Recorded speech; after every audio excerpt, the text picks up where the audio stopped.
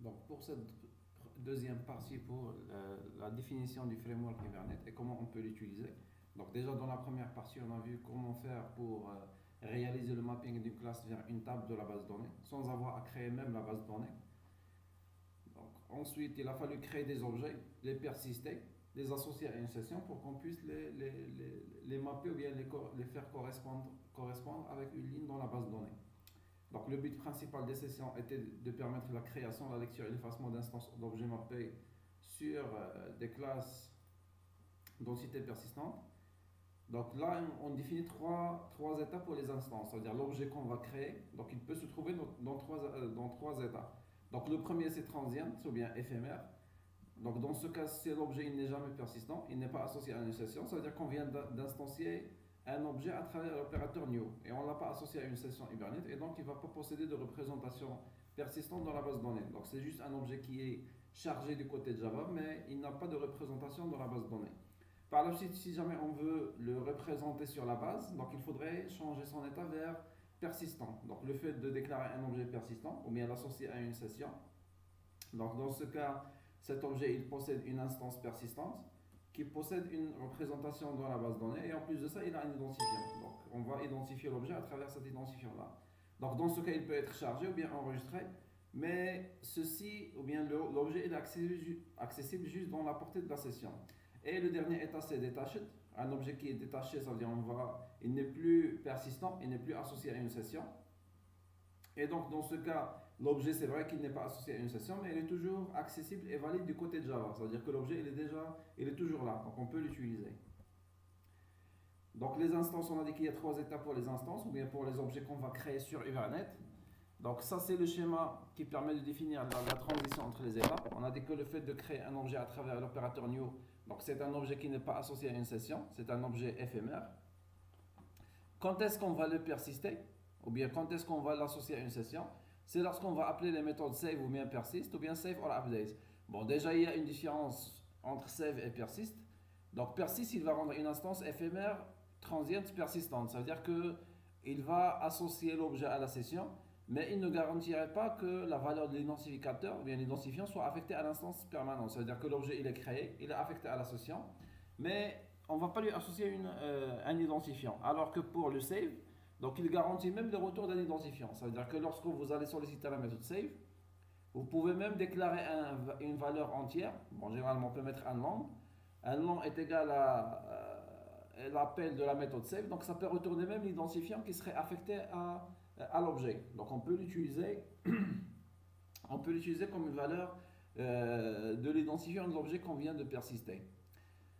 Donc l'objet persisté, bon, si jamais on va le supprimer, donc ce n'est plus un objet qui est associé à une session.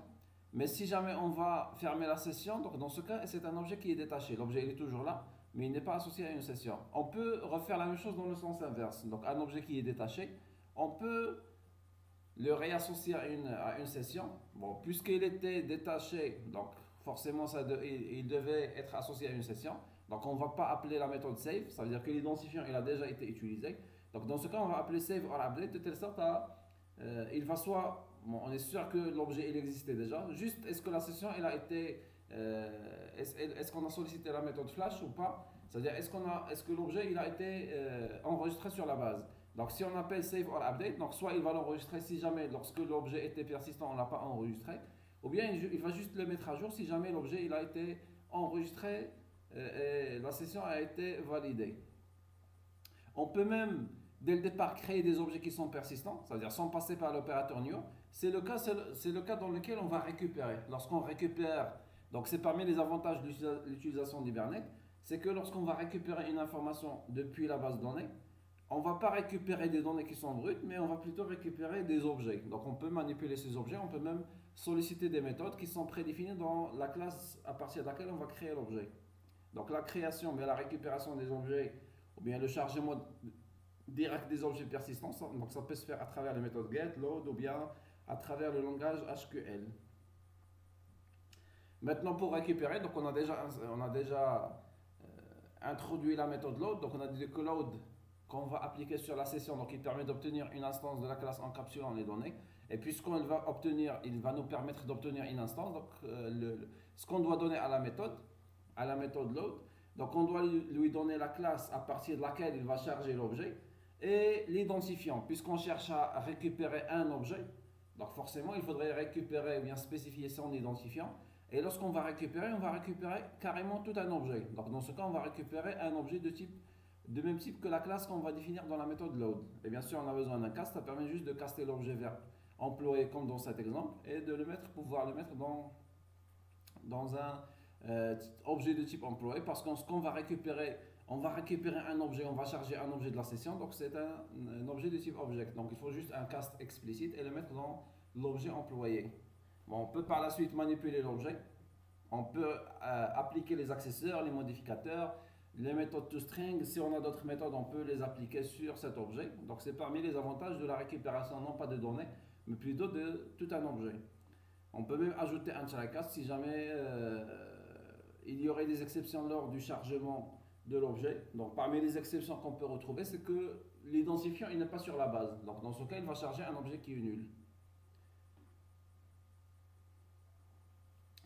Il y a parfois des cas dans lesquels on souhaite charger tout un objet. Il y a même des cas dans lesquels on va charger une liste d'objets, on va le voir par la suite. Mais il y a d'autres cas dans lesquels on a besoin juste d'une information, d'une simple valeur. Par exemple, supposons qu'on veut calculer il y a combien d'employés sur la table employée. Donc dans ce cas, on va juste créer une requête, create query. Donc create query, donc ça permettrait de créer une requête et on va juste appeler la méthode ou bien la fonction d'agrégation count. Donc select count from employee, donc ça permet de récupérer le nombre ou bien de compter le nombre de lignes dans la table employée.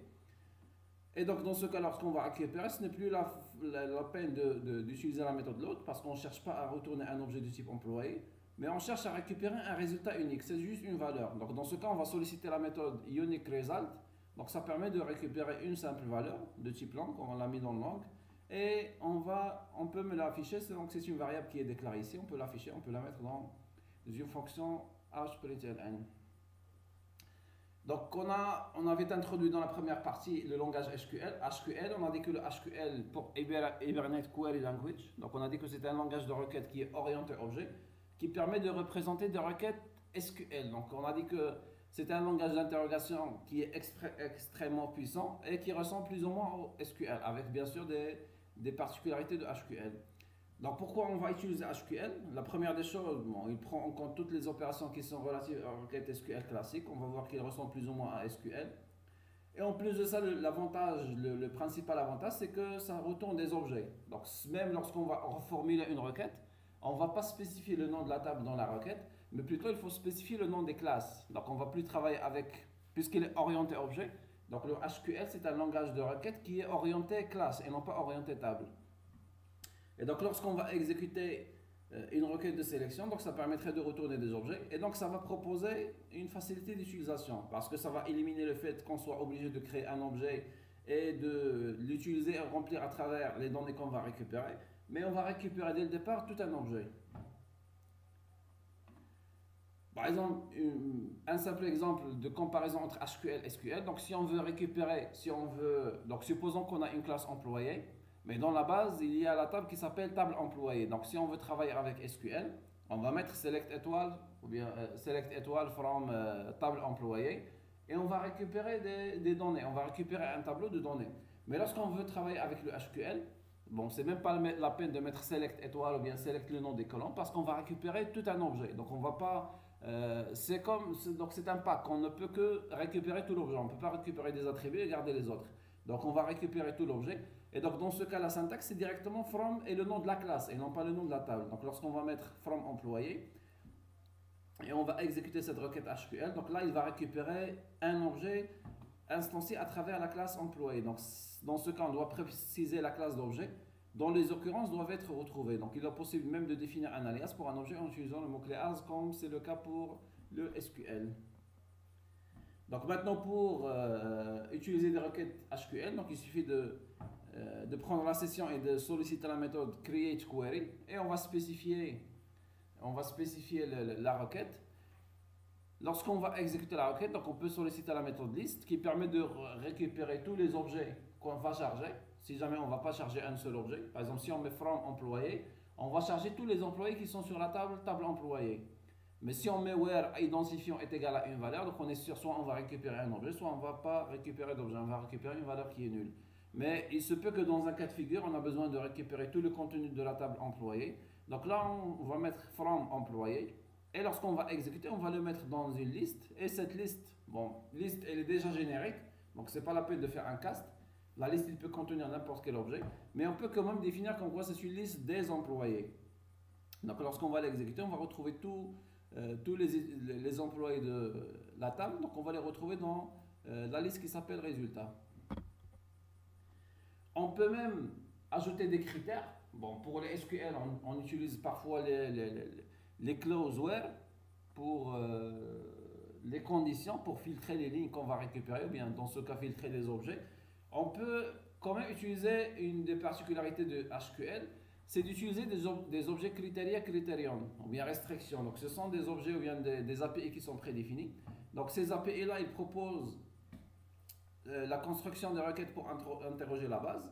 Et donc c'est une alternative à SQL. Si jamais on ne veut pas travailler avec la clause where dans SQL, donc on peut directement travailler avec des criteria et des critérions.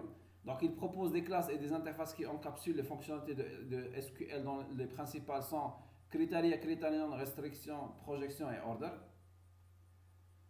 Maintenant, comment on va faire pour les utiliser? Donc la première des choses, bon, pour faire le lien entre le SQL et les critères, donc si on suppose qu'on va récupérer tous les objets de la table employée, donc là il faut travailler avec SQL, avec la requête select étoile from employé. Maintenant si on veut travailler avec les critères, donc là on va mettre list employé est égal à session create criteria employé.class .list. Donc là on n'a pas spécifié de critères, on a juste créé un criteria sans spécifier de critérium, c'est-à-dire on a créé une requête mais on n'a pas spécifié les filtres. Et dans ce cas, c'est comme si on va récupérer tout le contenu qui est dans la classe employé. Donc ça revient à exécuter la requête SQL, ou bien la requête SQL select étoile from employé. Donc la même chose, donc on peut même séparer, donc on peut créer l'objet criteria associé à la session et à la classe à partir de laquelle on va instancier les objets. Et par la suite, on va solliciter la méthode list et on va mettre le résultat dans une liste. Comme on peut ajouter des critérions. Donc les critérions, ce sont les filtres. C'est comme la clause where. Donc au lieu d'utiliser plusieurs conditions dans la clause where, donc on peut juste solliciter les critérions. Et en plus de ça, il y a des critères qui sont prédéfinis. Par exemple, le premier qui est critérion plutôt restriction.equal, c'est-à-dire qu'il va tester l'égalité entre l'identifiant et la valeur 25. C'est l'équivalent de la clause where id est égal à 25. Et on va ajouter ce critérium dans le critérium qu'on vient de créer, qu'on n'a pas encore exécuté. Il y a aussi le like. Donc like equal, c'est pour tester l'égalité entre deux valeurs numériques ou bien deux valeurs. Alors que le like, il teste la ressemblance entre une chaîne de caractères. Et c'est la même syntaxe que pour le SQL. Pourcentage, ça veut dire quel que soit le contenu. Le underline, ça veut dire que c'est un seul caractère. On a ajouté les deux critériums.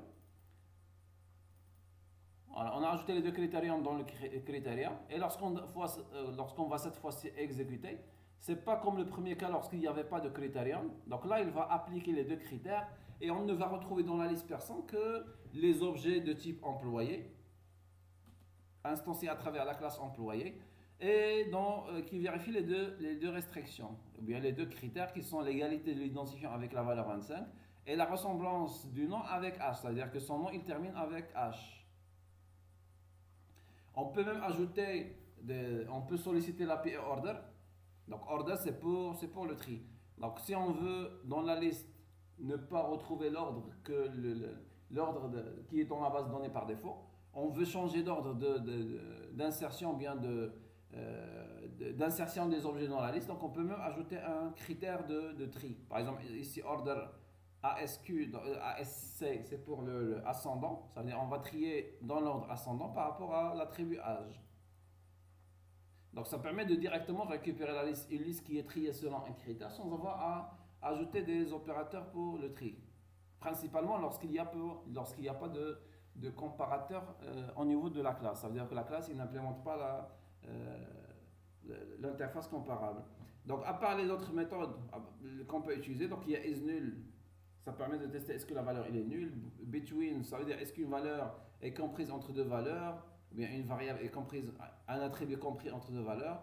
Greater or equal, lower or equal, lower than, greater than. Donc ce sont des opérateurs de comparaison qui permettent de tester est-ce que c'est supérieur, inférieur, supérieur, égal, inférieur, égal, et ainsi de suite.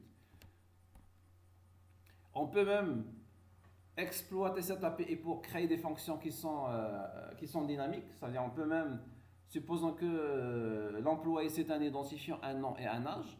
Donc on peut même définir une seule méthode de manière générique et on peut récupérer, rechercher des employés selon des critères. C'est-à-dire à chaque appel de la méthode, on peut par exemple chercher juste ceux qui ont un identifiant, ceux qui ont un nom, ceux qui ont un âge, sans avoir à définir plusieurs méthodes pour les différents objets. Donc par exemple ici, une fonction qui s'appelle rechercher. Bon, la session, on va l'appeler comme paramètre, comme ça il va savoir c'est quoi la session à l'intérieur. Et on va définir les trois attributs.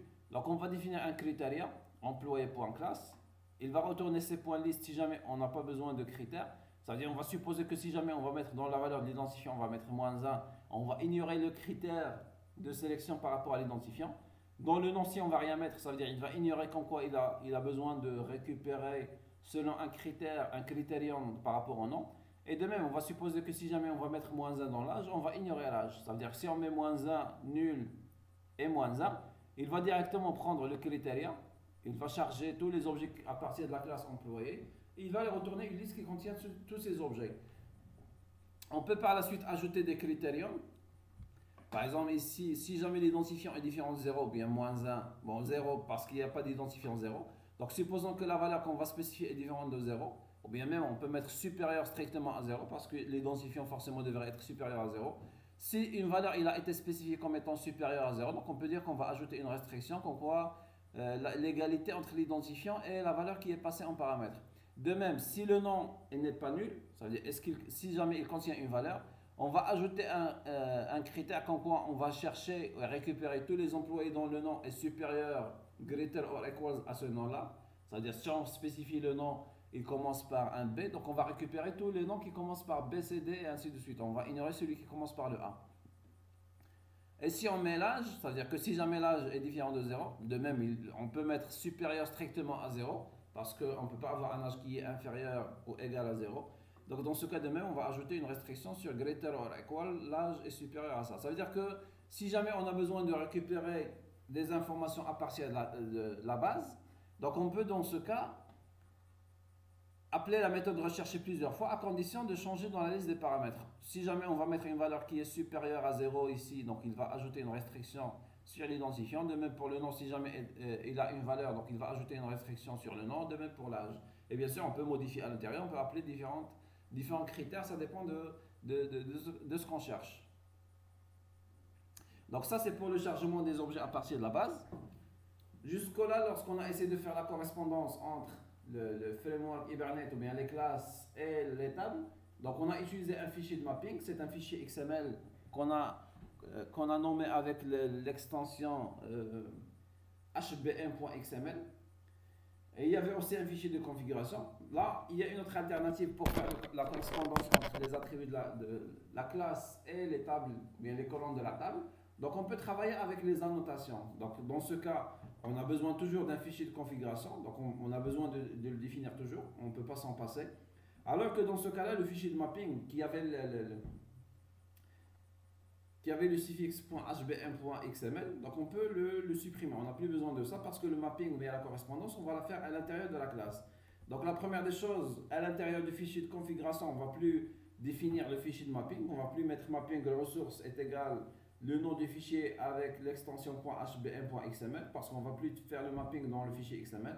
Mais cette fois-ci, on va le mettre à l'intérieur de la classe. Donc dans ce cas, on doit mettre mapping class est égal et on va spécifier le nom de la classe. Et bien sûr, si elle se trouve dans un package, on doit spécifier tout le chemin de la classe dans le package. Par exemple, ici, on a mis le nom du package, point et le nom de la classe.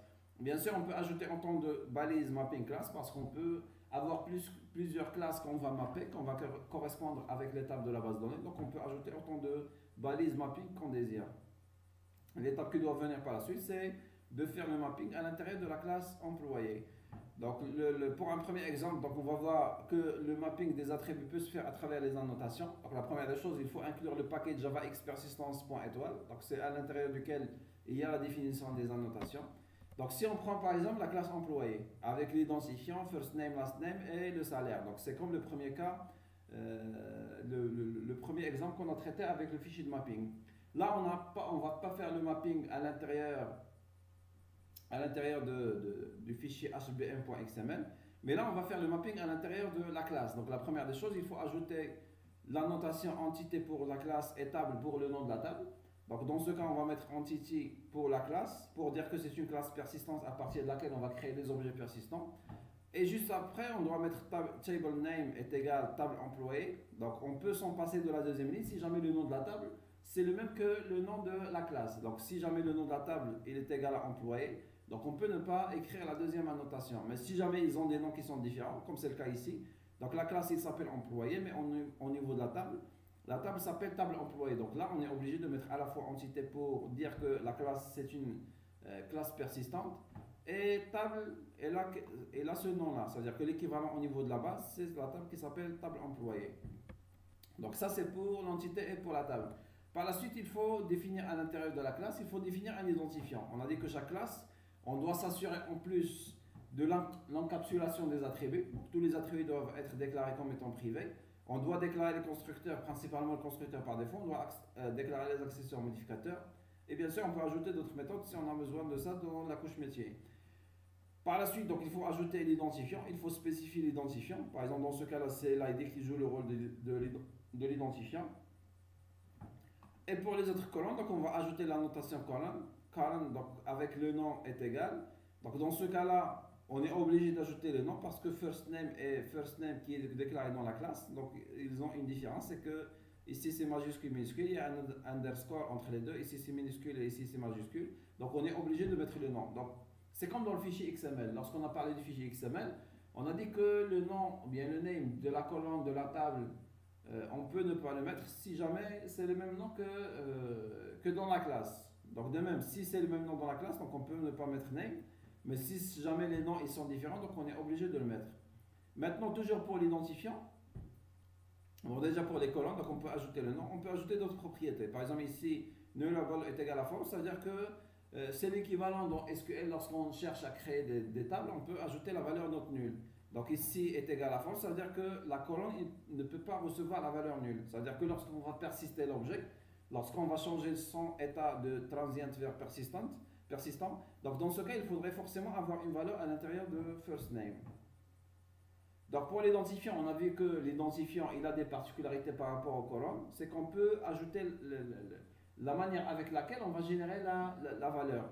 Donc de même, on peut ajouter la notation generated value avec la stratégie qui serait utilisée pour générer la valeur. Donc par exemple ici generation type.identity, c'est-à-dire que on va utiliser, on va générer la clé d'une manière automatique. Donc c'est comme dans le fichier XML. On a dit que lorsqu'on va travailler avec le fichier XML de mapping, donc on peut dans ce cas à la fois spécifier comme quoi c'est increment si jamais on veut l'incrémenter automatiquement. Comme on peut ajouter assigner si jamais c'est l'utilisateur qui doit spécifier la valeur avant de pouvoir persister l'objet et l'associer à la session.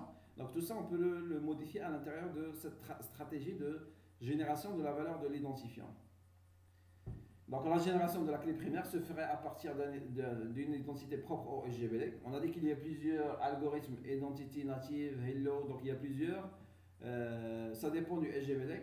Donc si on met identité, donc la clé sera générée à partir d'une identité propre au SGBD. Ça veut dire que ce n'est pas la machine virtuelle qui va le générer, mais c'est plutôt le SGBD. Donc dans ce cas, il va utiliser un type de colonne spécial à la base de données. Par exemple, pour la MySQL, l'équivalent de ça, c'est auto-increment. Par exemple, si on utilise le PostgreSQL, donc l'équivalent d'identité, c'est plutôt non pas auto-increment, mais plutôt c'est réel. Donc ça dépend de chaque SGBD, il a des particularités par rapport à la génération de la clé primaire. Voilà, si on met auto, donc c'est l'équivalent de assigned, ça veut dire que la génération de la clé primaire est laissée à l'implémentation. Plutôt auto, c'est l'équivalent de increment, c'est-à-dire que c'est le framework qui va s'occuper de la récupérer, de générer la clé. Ce n'est pas l'utilisateur qui va l'assigner, mais c'est plutôt la machine ou bien le framework Hibernate qui va s'occuper de le faire. C'est lui qui s'en charge et qui crée une séquence unique sur tout le schéma via la table Hibernate séquence. Il y a aussi table si jamais on veut récupérer la valeur à partir d'une table qui est dédiée, qui est Hibernate séquence qui stocke les noms et les valeurs des séquences. Donc on peut même ajouter une annotation qui accompagne ça, ce portable générateur et le nom de la table. Donc ça, ce sont des méthodes à partir de laquelle ce sont des annotations qui permettent de mapper les différentes classes, mapper les attributs vers des tables ou bien des colonnes des tables, et bien sûr modifier les propriétés à la fois de l'identifiant, de la colonne et les autres informations. Donc chaque chose qu'on pouvait mettre du côté des fichiers XML, on peut la mettre du côté des annotations. Maintenant, qu'est-ce qu'on va choisir? Est-ce qu'on va choisir le fichier, le mapping à travers le fichier XML ou bien le mapping à travers les annotations? Bon, l'avantage des annotations par rapport au fichier XML, c'est que dans les annotations, on ne va pas surcharger le fichier XML. C'est-à-dire que les annotations, on va les ajouter dans le fichier Java. Et donc, dans ce cas, tout ce qu'on va, au lieu de toujours revenir vers le fichier XML et modifier et retourner vers la classe, donc on peut tout faire à l'intérieur de la classe. Et bien sûr aussi, le problème, si jamais on a plusieurs classes avec plusieurs attributs, donc on peut se perdre dans les annotations. Dans ce cas, l'utilisation du fichier XML, puisqu'on va tout mettre sur le fichier XML, donc on peut, dans ce cas, ne pas se perdre dans les différentes propriétés de mapping. Bon, on peut dire que c'est pas un choix il n'y a pas de règle qui permet de dire qu'on va opter pour cette technique et non pas pour l'autre. Donc ça dépend du contexte, ça dépend du choix du programmeur.